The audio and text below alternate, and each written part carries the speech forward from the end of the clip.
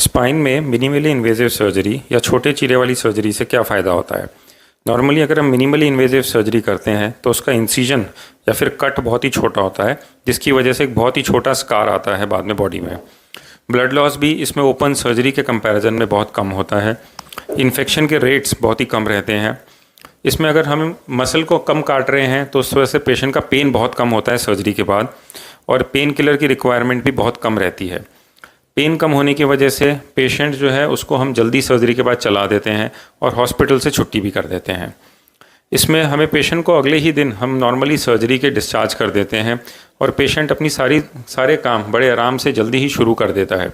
Office जाना, गाड़ी चलाना, ये सब भी नॉर्मल सर्जरी के मुकाबले जल्दी शुरू हो जाता है, क्योंकि इसमें पेन कम होता है, पेशेंट को चीरा छोटा आता है। इस वजह से हमें घर पे उसको पेन किलर देने की भी ज़रूरत बहुत कम पड़ती है, और इन्फेक्शन कंट्रोल करने के लिए जो एंटीबायोटिक्स देनी होती हैं वो भी बहुत कम देनी पड़ती है। ओवरऑल पेशेंट का रिहैबिलिटेशन बहुत फास्ट हो जाता है। और क्योंकि हम सब कुछ छोटी सर्जरी, छोटे इंसिजन से कर रहे होते हैं, तो इस सर्जरी में सर्जरी रिलेटेड या एनेस्थीसिया रिलेटेड कॉम्प्लिकेशन होने के भी चांसेस बहुत ही कम हो जाते हैं। एंड ओवरऑल ये बहुत ही सेफ़ और इफ़ेक्टिव प्रोसीजर बन जाता है। Thank you.